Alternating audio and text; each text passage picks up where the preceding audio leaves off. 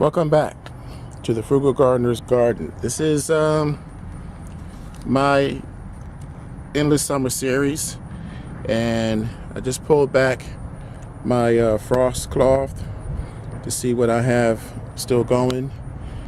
We have onions. They aren't huge, but still onions.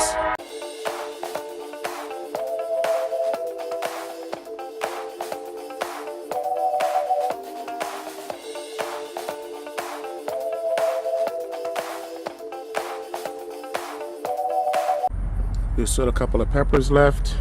As a matter of fact, there's quite a few peppers left, and hopefully this frost cloth will continue to help me out. It is the middle of October, believe it or not, and there's still activity in the garden. We're in the middle of transition. Before I go any further, I'm going to remind you to please hit like and please subscribe if you haven't, and talk to your friends.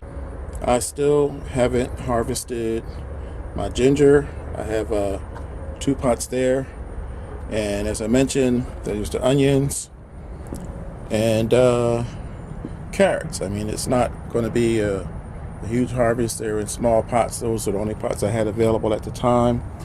But the thing that we talked about in the first episode of the series was my versatile garden.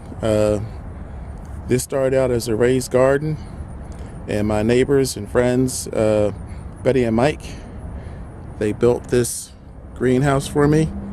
I took everything off in the summer except for the frame. I used it as a trellis, and if you're familiar with my series, you know I got quite a bit of food out of there this summer. So here's the situation right now.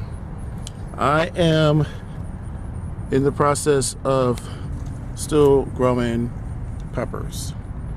These are habaneros. I've had them covered, but it's taken longer than I expected. So what I'm going to do, by the way, these are graffiti eggplants.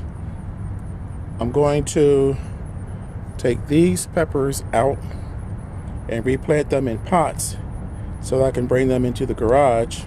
And once I harvest the peppers, I'll be able to winterize these plants, basically cut them back, give them fertilizer, and I should be able to regrow peppers next summer.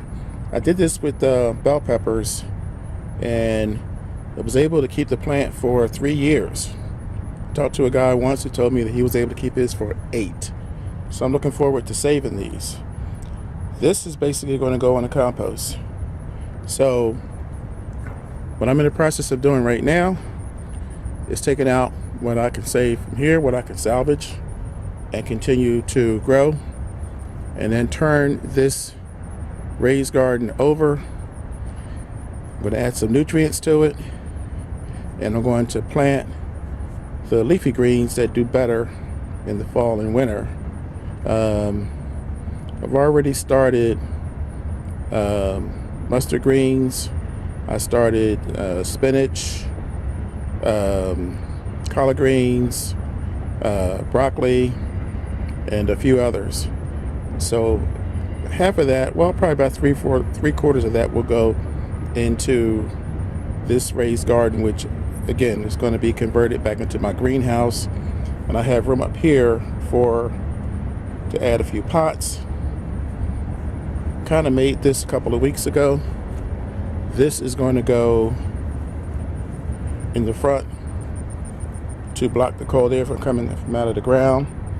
And I also have a few other tricks that I'm going to show you guys later. So I'm going to get started on this, and the next time you see this area, it'll be prepped and ready to go for my endless summer garden. Thanks for stopping in. Thanks for taking a few minutes out of your busy day. And once again, please subscribe and stay with me throughout the winter. See how things turn out. This is the Frugal Gardener. And once again, I'd like to say happy gardening.